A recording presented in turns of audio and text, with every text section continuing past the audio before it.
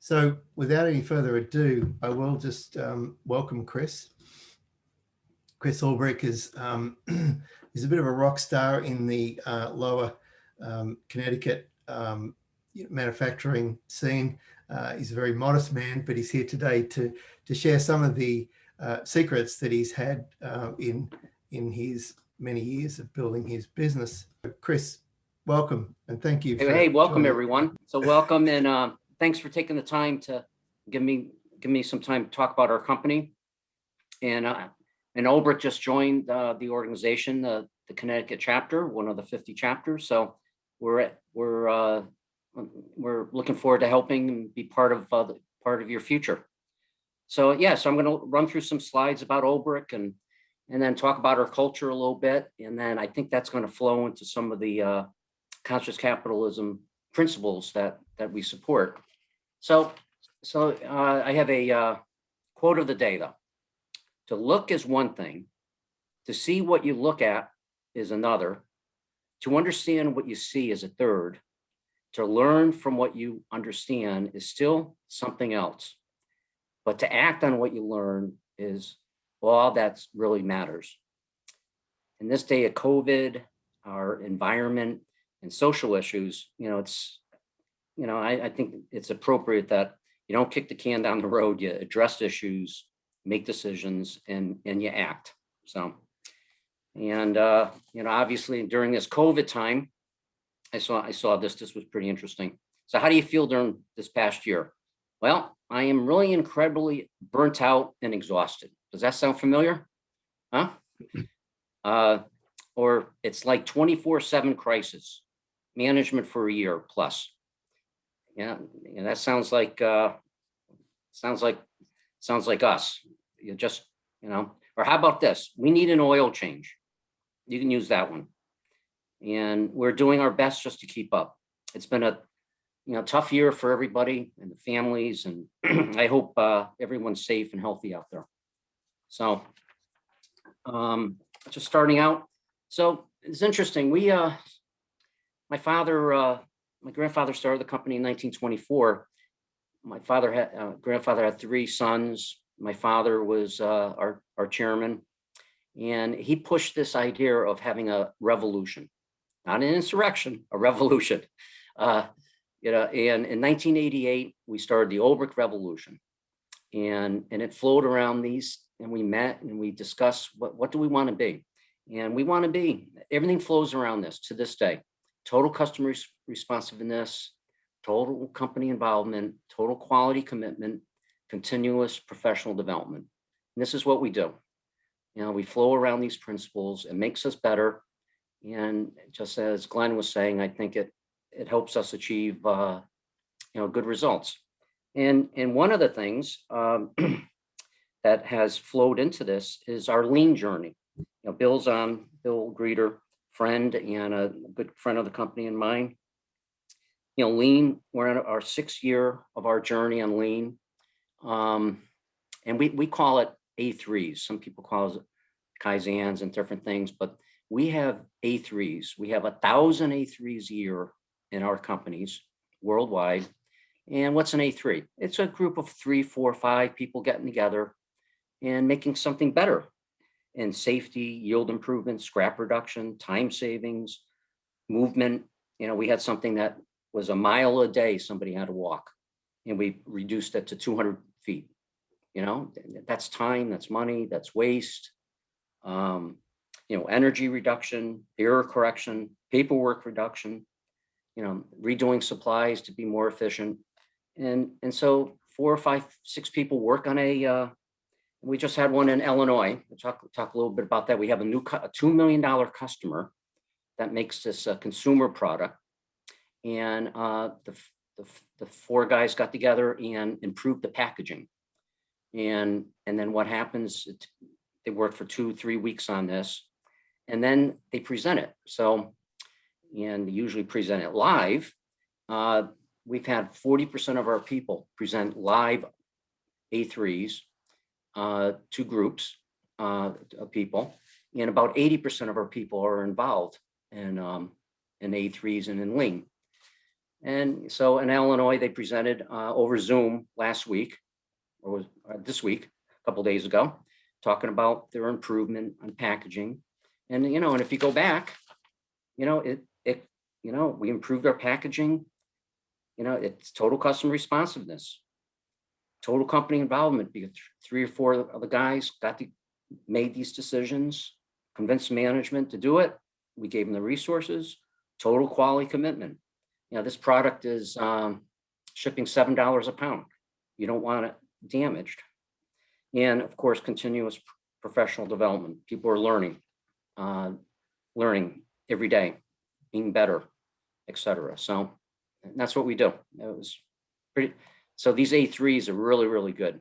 And it's interesting. Your organization, as Glenn pointed out, your tenets, higher purpose, shareholder orientation, conscious leadership, conscious culture, covers some of that also. It's pretty cool. So we're headquartered in North Haven.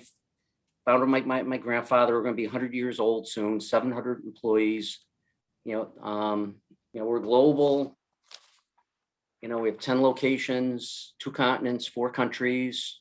Some of our products are strip and foil, wire, and in Canada, long products, bar, plate, sheet. And we have a number of companies. With that, we operate a precision re-roller, and on one side of the page, and service centers on the other. And we do everything that a large steel mill does, except melt. I mean, we do everything: cut, shape, anneal, roll, etc. And it's interesting, our strategy, along with the revolution, we have a strong strategy that we stick by. We're a capability-driven company that helps customers develop parts. So we're a developmental partner with customers in highlighting technical sales. Our sales department's technical, with a metallurgist. Somebody wants to invent something, and we're right there for them.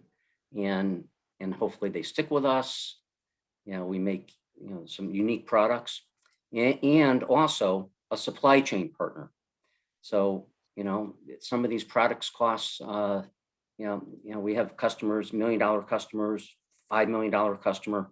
It's expensive. The material is expensive. So as a supply chain partner, we have material available for the customers. We reduce risk for the customers, and understand the total cost for the customer.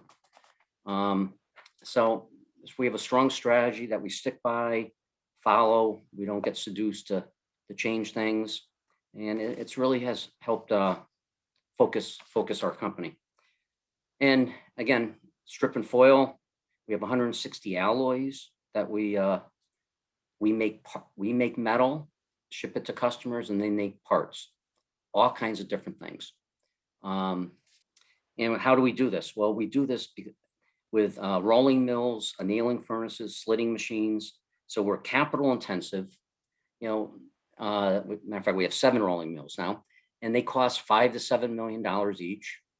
Furnaces cost $3 to $4 million each. So we're very capital intensive, and we're material intensive.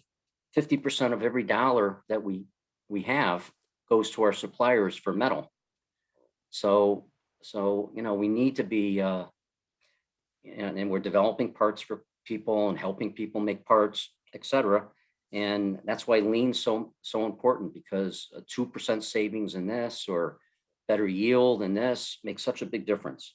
It's a very hard, complicated business.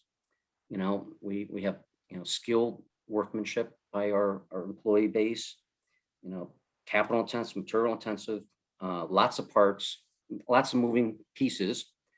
We can roll metal 6 times thinner than your hair, and 3 times thinner than aluminum foil.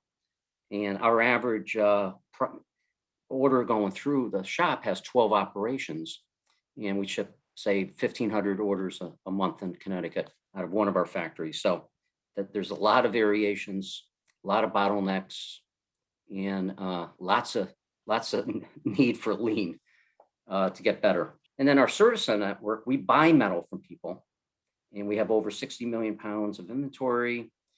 So say somebody's going to make a like a Bic lighter. There's a piece of metal, 2 pieces of metal in there. So we'll buy the metal and stock it for them and ship it to them every day or however they want it. So again, supply chain partner. So again, we do it with 200, 300, 400 series, number of other alloys. Not to go over all the details, but we have a wide range of products, wide range of in our strip service center. Yeah, I think we shipped last year 80,000 individual orders throughout the world, and we're 50-60% international, our sales. So that makes it more complex too. We also have 2 wire companies that make shape, round, flat, and fine wire. And we make a product that goes into medical, 0.001 wide by 0.0005 wide. You can't even see it, but it's flat, right? And it's a medical part. Sell it for $300 a pound. It goes into a medical device. So we also, with our wire companies, with the precision engineer shapes, flat, rounds, flats, we also coat it, different items, tin, silver, and lots of different alloys. Shape wire, we make what's shape wire used for? Screens, blades, jewelry. And in your toothbrush, there's a square wire, believe it or not, that holds the bristles in. Millions of pounds are sold for a toothbrush. So it's amazing the applications that are out there that use materials, and in some cases from Ulbrich. Round and flat wire are used in clamps. People buy metal from us. They make clamps on a telephone pole, on antennas behind your TV. Fine wire is medical parts. For if you get a catheter or a stent, we supply metal for that, and people make these parts. Again, so we got to be technical if it's going into your body, knowing what's going on. And we were really big in solar. Solar was gigantic for us in the 2000 to 2010. And unfortunately, China has kind of overtaken the business with most solar I don't think there's any solar module manufacturer left in the United States. It's all imported from China and even Europe. But we were very, very big in this business. And matter of fact, in early 2000, 2005, probably 80% of the solar modules in the United States use our metal. And in Europe, it was about the same. So, but we still supply some of the solar wire for specialty applications and things like that, but it's not as big as it used to be, but unfortunately. And so you're not far from an Ulbrich product every day. Here's our markets: aerospace, appliances, autos, chemical processing, medical, gas, oil, power generation, engines. We pride ourselves that our products are used to make cleaner, our air cleaner, our water cleaner, and it's exciting. There's new products out there all the time. 20% of our sales in a lot of areas didn't exist 2 years ago. That's how we classify new products. That's how new things are being invented, with, batteries and new applications. And, as you know, we have parts and batteries, electric cars are coming. So we're right in the midst of all that. And we have all these quality standards and organizations that we belong to, showing that we produce good quality products, hopefully on time. And some of these are required to do business. If you're flying in an airplane, you want us to have some of these, some of these credentials to double check our lab and our people and education and things like that. So some of these are very difficult to achieve. This NADCAP only, very few companies have this. Again, this reinforces our strategy, supporting our engineered products for our customers, and inventory management is so important for people when spending lots and lots of money. You don't want to buy a million pounds of metal at the wrong price and then be stuck with it. So we're here to help you. And so we specialize in complex precision metal solutions aimed at helping you reduce your overall cost. And so here's our revolution again, and everything flows around that, and it's interesting. We, I got your book, but I thought my father invented this. Who do we work for? We work for our vendors, our customers, our shareholders, our community, our employees, and our banks, our creditors.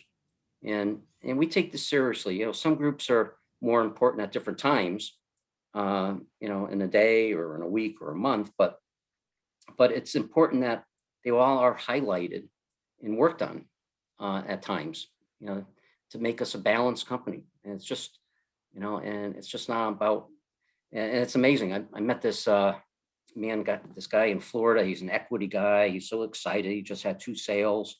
And I was telling him this story about, who we work for. No, he says, you only work for shareholders. As a CEO, you work for shareholders. Let the vendors take care of themselves. Customers, let them figure things out. I don't think he's going to join your organization.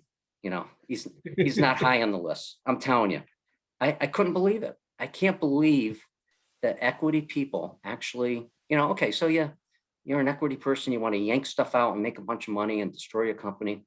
Well, I guess that's what some people do, but isn't life better, if we help our communities? And, you got to make money though. Without making money, we can't, we can't do certain things. We can't do a lot of these things, but there's got to be a little balance. So I like to say, one side of the page, vendors, customers, employees, community, which also includes the environment, physical environment, shareholders and banks, equals opportunities times our strategy times execution. That's a great formula, I think. Get things done, balanced for people. And with that, we have we actually take a percentage of our sales every year, and we try to use that for youth and community development. And we have a family committee choosing how to divide some of these funds up: Boys and Girls Club, YMCA, United Way. Try to spend the money in our community versus down in Washington for, a gigantic organization. But we try to keep the monies around here. And and I think it's been, I think it's really good. It's really good. The Columbus House Homeless Shelter, and United Way in Meriden, Wallingford supports 21 agencies, and all our people have touched one of those agencies over the years. So, and in the last few years, we really started a community outreach in which a group of employees may go to a charity or, the United Way agency, paint the place or something like that. So we've been involved with the community like that. And so, so if you're interested in some of this, we have a lot of this on our website, ulbrich.com. And we just started we had this economic newsletter that focuses in on the previous month's economic activities and innovation, new things. Like, did you know our last month's newsletter, did you know like a windmill, GE's windmill is 2 football fields long, one of the blades? Isn't that incredible? 2 football fields long, and the thing's spinning around, that's their largest windmill. We don't have metal in that, unfortunately. But so we have this newsletter that we produce every month. And we started in 2019. I suspended it during COVID because I didn't want people to read about, business is down 80%, we're making 90% less cars, who wants to read about all that? So we suspended it, but we just started it back up. So, so you can go on our website, sign up. We built this to 4,500 names. My goal is to have 10,000 people on our mailing list. And one of our competitors who got bought by an equity group had this newsletter and had this resource, a 77-year-old Marine living in Pennsylvania. And they decided, it's not important. So we picked him up and he's having a great time with us. And he's a very interesting man, and he finds all these different things. Yeah, very hard to put a newsletter together because because always something comes up. But he does this full time as a retiree, and he does a great job. Yeah, check it out. It's on our site. So yeah, so that's my story. That's my story. Our story, Chris, Ulbrich story. It's, I'm sure, the shorter version, but very, very good orientation in terms of what you do. And for me, a lot of that was news, particularly the toothbrush. So I will just sort of open it up with some of the chat questions. We do have quite a few manufacturers on our board who I'm sure will self-identify at some point during this call. And really just wanted to kick it off. This is from Gavin. How do you introduce new people to your culture and innovation with the A3? So if they haven't had any experience, how do you walk and talk them through it? Because I remember on our setup call, you described the process where your employees that were very shy and inward, once they've been through the delivering of the A3 process, it really helped them in terms of personal development and those kind of things. So, well, a couple of things. We do have somebody joins us. I mean, we have jobs, sales, accounting, MIS, probably 400 manufacturing jobs. But we have an orientation program, for safety, especially safety. We want people to go home as they come in, with everything. And so we have a strong orientation program. And I think at this point on some of our lean stuff, it just grows on itself. I mean, yeah, you're brand new and everybody's meeting in committees trying to make something better. So it's like, yeah, I'm brand new here, but let me join something. And it's a good way to learn too. And we do have a bonus program that 15% of our profits go back to the employee base.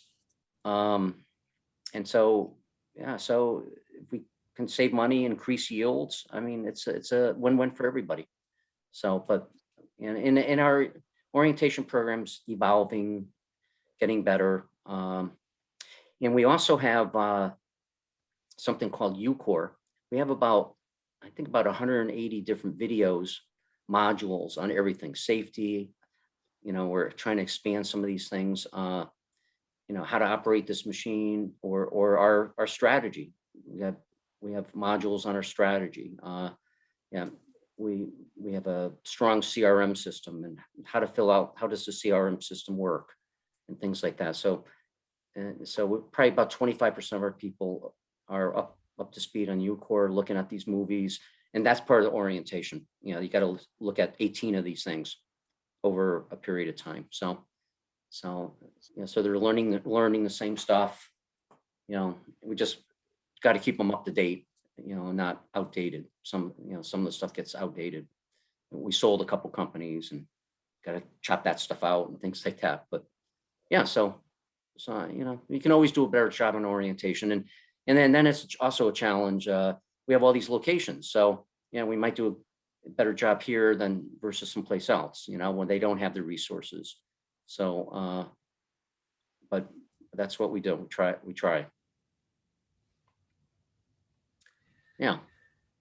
So one question in the chat, just talking about the multi-generational nature of your business and the fact that you're the third and you're about, at some point, I gather, to hand it over to the fourth generation. Can you describe some of the challenges in managing the family business? Because most of them don't last this long. So you must have some secret sauce there, Chris. Well, you know, family businesses, there at times are there blessings and then there's curses, you know, and obviously as families get bigger and bigger and bigger, you know, we've been to some family business seminars, you know, they have 700 members of their family. It's like, I don't want to work there. You know, that's not good, right? And then like I think it's Hertz, Budget, and Enterprise. There's two people in the whole family, a father and a daughter. They own the whole thing, you know. So I think the secret to family business is you got to work on things every day, and you know, every week. Don't kick the can down the road because there's going to be an explosion one of these days on some tough subject, and you got to resolve some of the tough subjects. It's not easy, you know. You have people, you know, some people not working in the business and they want money, but then you ship them a lot of money, then the company can't expand on anything, or the company suffers. So there's there's balances, but you got to have conversations. You got to, you know, during this COVID time, I bet our CFO, Jay, and myself, we spent probably 1,000 hours on updating a lot of our certificates and our buy-sell agreements, our acquisition policy. And, you know, just got to work on stuff. And sometimes it doesn't work, or certain people, maybe they have to exit. But at the same time, if it does work, you know, it's wonderful. You can help change communities and working with your family. I had the pleasure of working with my father and uncle for over 40 years. They were wonderful. So we saw, you know, we've been in the midst of, as Glenn sent the original thing out, you know, we had metal on the Apollo, the Gemini system, you know, space shuttle. We held the windows in the space shuttle. Apollo 13, when that tank blew up, it was our tank that blew up, right? As it was going around the moon, they were trying to figure out why. Well, a 50-cent wire ate through that alloy and blew the oxygen tank up. So we've been involved with so many different things, and had the pleasure of working with so many great people and family members and other people. So I wouldn't trade it, but you got to work on things, because you don't want to be miserable either. You know, if it's not meant for you, you got to move on, or, you know, misery's not good. Misery's not good. So let's talk a little bit about lean in reference to your energy consumption. We know, you know, what you do is very intensive and consumes a lot of power. Talk to us about your journey through your power reduction programs, and help us understand what that's looked like. Well, I think over the years we've tried to, you know, we like strong partners, and one of our energy partners is Global Energy in Bridgeport, and they've helped us. You know, all the utilities have all kinds of programs to pay you to save electricity, change the lights in your factory, and you get 40% back. And so what, you know, we're not experts at it. So Global has helped us saying, hey, this is the generation you want. And we put it in, you got to have the capital to do it. And then you get a reimbursement, and then there's a payback. Sometimes we love paybacks, you know, under 3 years. You know, there's paybacks that we've done under 1 year. The solar project, we put 250 panels on one of our buildings to generate 11% of our power. That's probably about a 7-year payback. So, you know, we've done a lot of these things. We're using as much electricity today than we did 10 years ago, but we've added, you know, all kinds of different machines over the years. And so we're really consistent on a lot of this stuff. And gas, we contract electricity, try to get the best price. And we've collected about over $1.5 million in incentives from the utilities. Probably spent 3 times that on maybe twice that on, you know, efficiencies, changing lights, changing motors, things like that. So I think we did a couple energy audits, and, you know, UI will do it for free, and they will tell you, hey, that motor's you know, 50 years old. It's using, you know, 11% of all your electricity in the building. Well, maybe it's time to replace that, you know. So, so we've made some great headway with it. And I like, you know, if you get, we say, we changed this one machine, and we save $160,000 of electricity on it a year. So over 10 years, that's real money, so it cost us $500,000 to change it, to upgrade it. And the utility gave us $250,000 to do it. So, so that's, that's like a 1.5 year payback. So there's some wonderful programs out there. And then our footprint is so much smaller. So, and we're more profitable. So it's a win-win for everybody. I will take this time to introduce some of our board members that are also manufacturers, like Paul Murphy and David Reitz, and of course you've met Gavin. And I will just open it up to the group. If you've got any questions, then just chime in. This is a collaborative process. Yeah, somebody's asking a question on AI and robots, and yeah, we're beginning that journey. Matter of fact, I see Brian Renstrom from Bloom Shapiro's on, if he's the same Brian, helped us write a program. Basically, when we lay out metal and choose a coil, maybe we're 90% successful. So we have a program that has increased our success rate by to 99.5%, because it says, you load some of the elements in, and it says, no, you can't use this coil. You're going to miss the properties. And then it gets smarter year by year by year by year. It gets smarter. So 10% reduction in scrap and redoing stuff, that's about $1 million a year that saves us. And then we ship customers more on time. We don't miss the properties of the material. And so this was an AI software program. And we have some robots, metal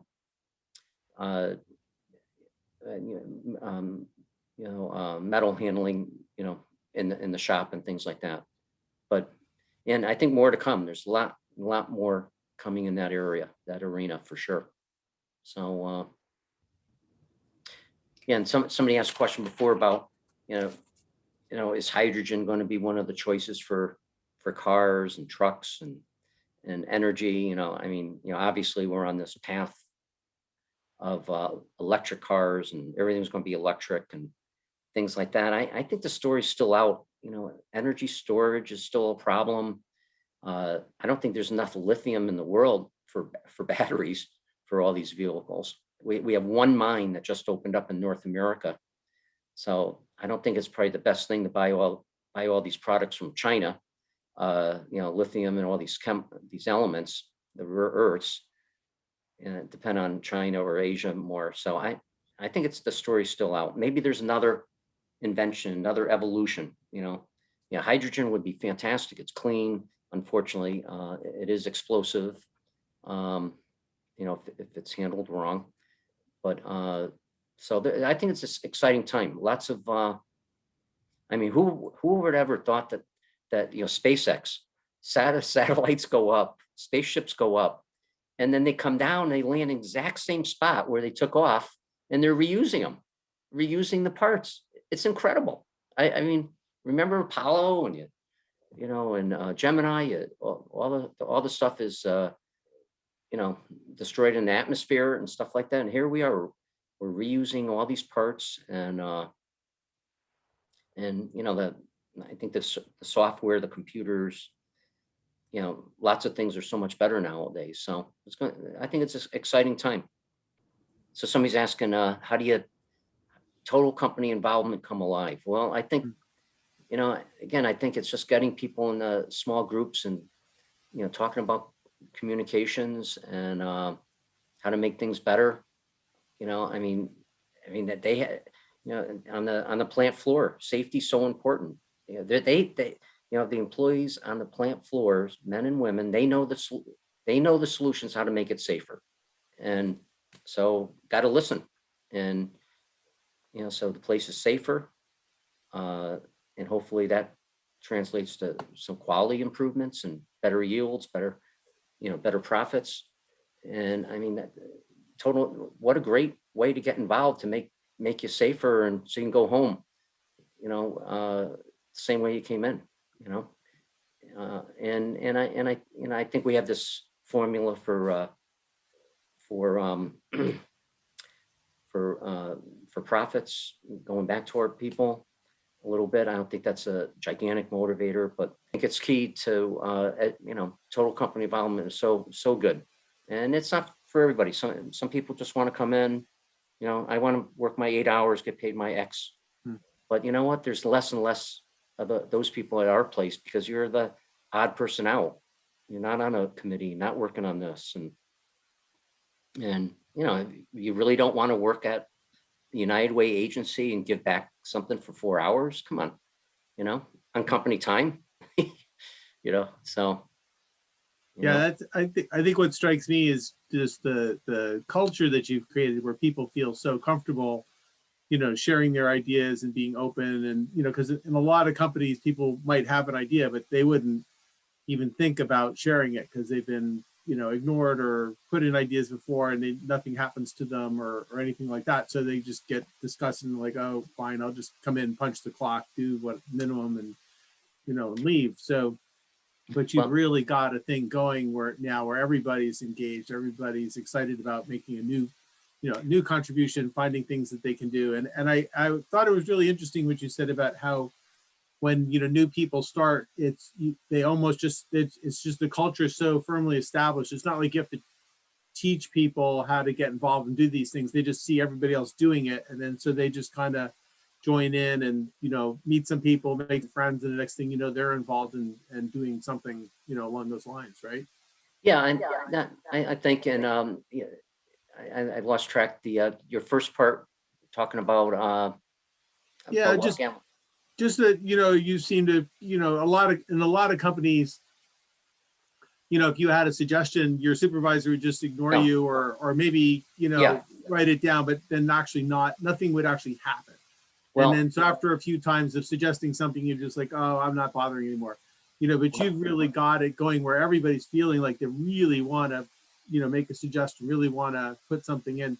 And I'm guessing that you probably also have a lot of employees moving to different jobs and trying out new things because they're excited and they're learning and they're growing in the company.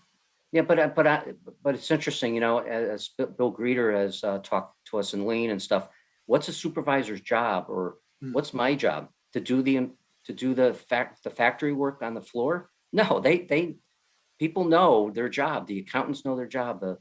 The slitter operator knows his job. The rolling operator knows her job. Yeah, it's a supervisor's job to give the resources to people to get better and be safer, the company better. And so the supervisor is really a teacher, an educator. Yeah. And that's how we view it. And now, we could say, oh no, we're not going to spend any money on that.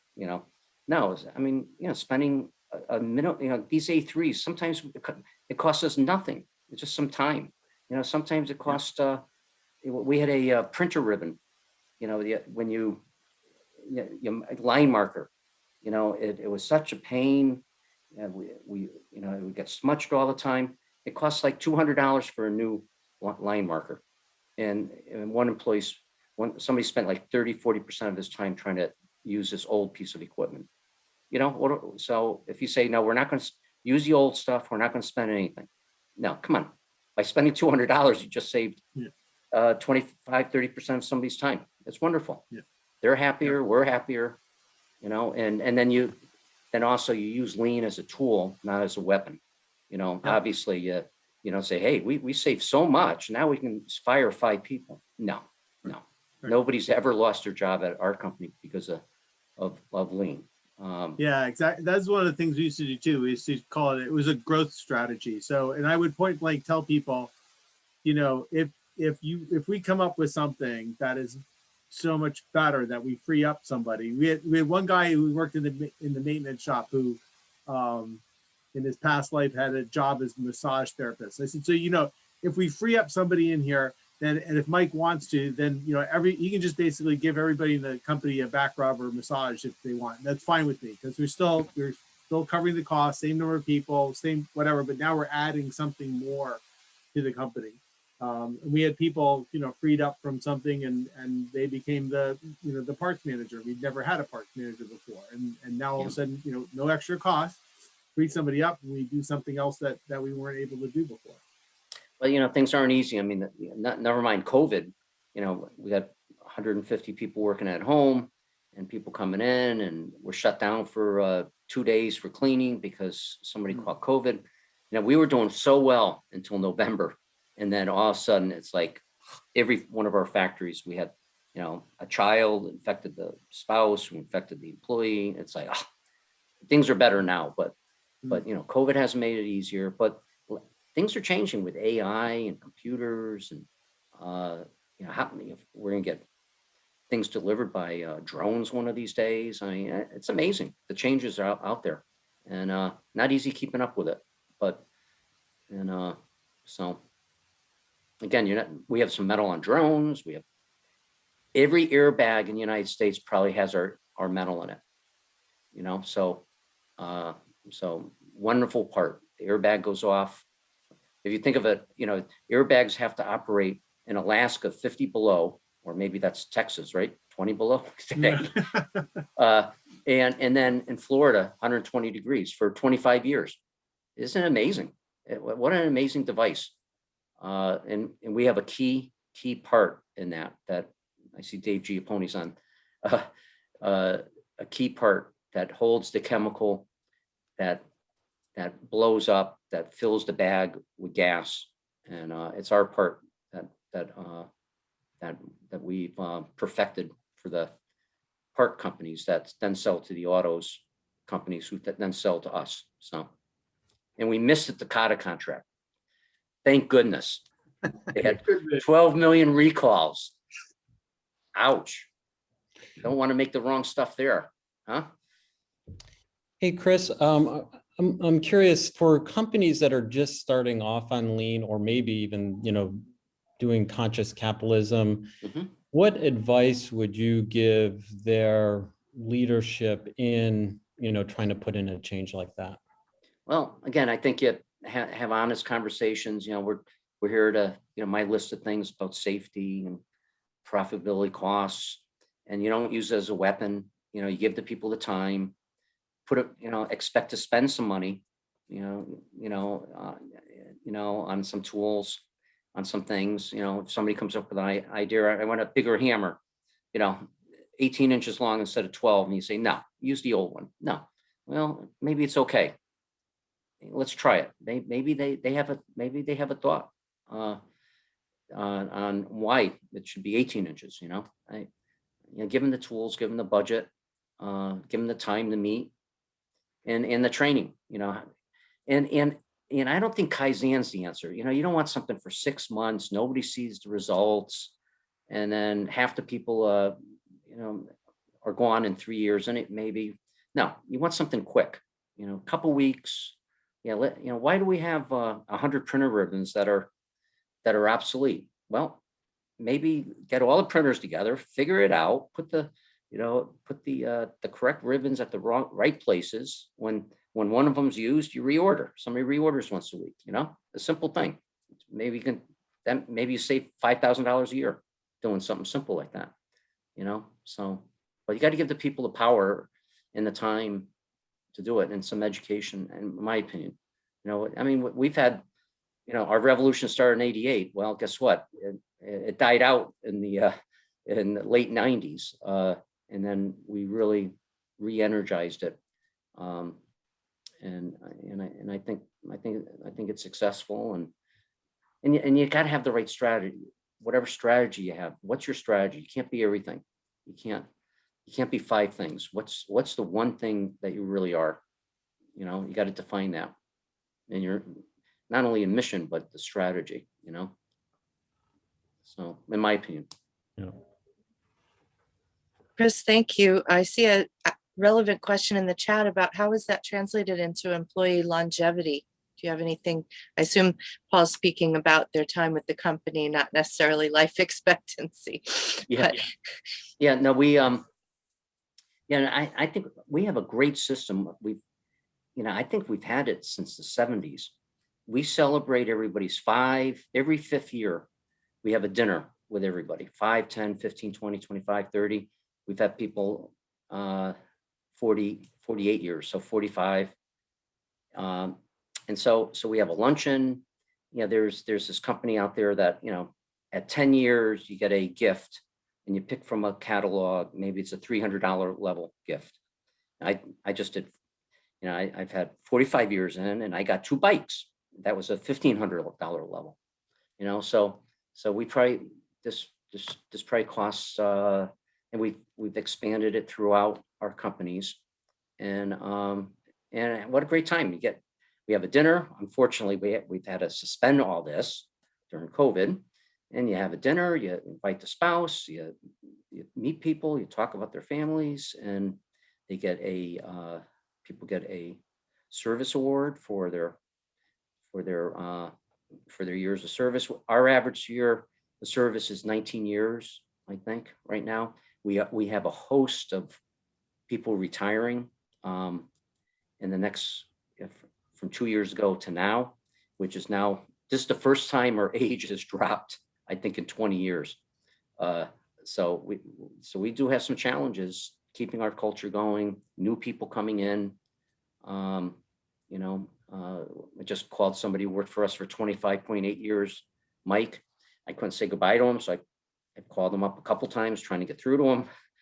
But when we're back together, I'm hoping that we can invite all the retirees back and have a dinner and things like that. So I think it's a great program to do something like that. So the longevity goes, you get to know the people better. They're sitting at a table with their peers, getting honored in front of the peers. I think it's wonderful. So, and I think we've had that in since 75, 77, something like that. So, yep, lots of people.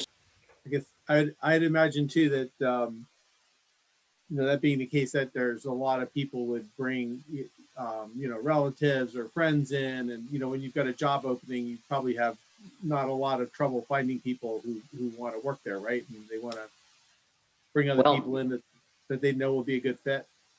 Yeah, we do. I think we do have a bounty system in which if you recommend somebody, you get $100. If for the first 90 days, and then after that, they get another $100 if they last 6 months.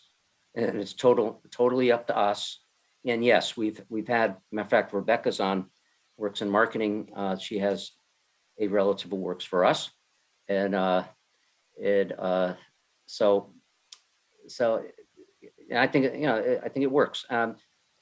We have different jobs at different times that are harder to fill. I mean, Connecticut's not easy on some trades and things like that. And Amazon, we haven't lost anybody to Amazon, but I just said in a meeting in North Haven, there's 5,000 people at Amazon. That's, some of those people aren't coming to us, they're at Amazon. Some of their pay scales might be lower too, but anyways, hiring is always a challenge, and it depends where too. Colorado is like, I understand, is like hot. Mm-hmm. So yeah, Ryan McFarland worked for us in Philadelphia. We moved the company down to South Carolina. He came down with them in South Carolina years ago. So yeah, so this is what we do. Any comments from anybody? Bill, do you want to add anything on lean or? I think, you touched on the A3 process, Chris, and I think about like losing time, the idea of like, what are the things that we do in our life where, you look at the clock and you're like, wow, the whole day went by. Well, that's how we you kind of translate it out to the people in their work, the things that when you're losing time, everything's going great. There aren't a lot of obstacles in your way. So largely what the A3 process is about is, all right, what are those things that make you not lose time? What are the things that frustrate you? And if you're like Ulbrich Steel and you trust people, I mean, a very strong, deep trust in the people they bring on. And you ask them that question, hey, if you own the company, what's the one change you'd make in your job right now? They'll tell you, you know, when they, especially when there's as much trust as there is at Ulbrich. And I think when he says 1,000 A3s a year, that's why, because of the trust level that when you tell someone what you want, you know, or what the problem is, they know you're listening. So I just, that's the only comment I wanted to make. And, you know, Chris Yeah. underplays, you know, his contribution, you know, the way he, but it's about trust. Yeah, one of the issues with our company, you know, some of our jobs are long running. Like when we put it in an annealing furnace, it could be 24 hours of straight running. So when there's lost time, you know, because a roll scratched the metal or the machine's not going because we don't have the supplies, or it's gone forever.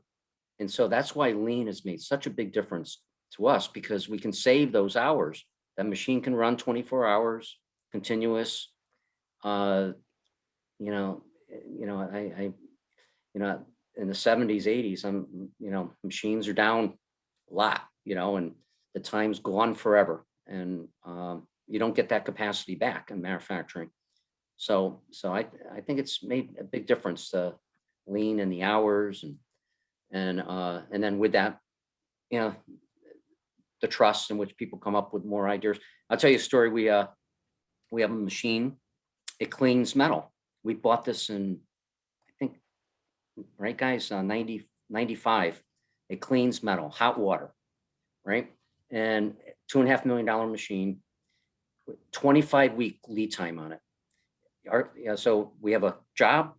It's going to get on the machine 25 weeks later. It's one of the worst bottlenecks we ever had, right? So we say, hey, let's buy another machine. Well, guess what? That vendor's out of business. So we found one in Europe, $6 million. Oh, that's not so good. And then the specs, the vendor in Europe wouldn't guarantee all the specs, and we need a building for it since we don't have any room. So we're going to spend $8 million on this bottleneck, and we're like, this is not good, right? And it's like 10 months out. As it turns out, we did the guy, everybody in the company, 60 A3s on that one machine. Today, the lead time's 3 to 4 weeks. You know, it used to take, you know,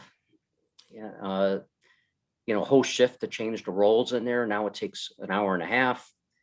We turned up the temperature from 120 degrees hot water to 180, 190 degrees. Now we can run faster. You know, 60 different ideas like this, made it safer. And it saved us $8 million. Lean works. You know, lean works. And we didn't have to build a building. We don't like to build buildings because then you own it forever. You know, I mean, the taxes and the insurance, and it's like your business changes, and then you got an empty building, you know. So anyways, so lean works. And that alone made, I mean, what a incredible. So, and the good news about that, Chris, is that a lot of other team members can say they had a hand in that as well. You know, it was a collaborative process, and through the lean, you know, process that they can, you engaging so many of the team members that they can go home and tell their friends, their wives, or whatever about the kind of improvements they made, and that sort of engagement with employees really makes for a good place to work, and that's an incredible part of the cultural. Well, and there's my example on the machine. I mean, why didn't the supervisor know, or the plant manager, or why didn't I know that? You know how to fix all this stuff. The people working on it, they know how to make it safer, better, faster, cleaner, but the company's got to provide the resources. So instead of spending $8 million, we spent probably $800,000 on these 60 improvements. But we got the goal of better, you know, of reducing the lead time for our customers and not having problems. So, you know. Well, Chris, we're at the top of the hour, so we should wrap it up there. But I do also want to acknowledge you're our latest advisory board member too.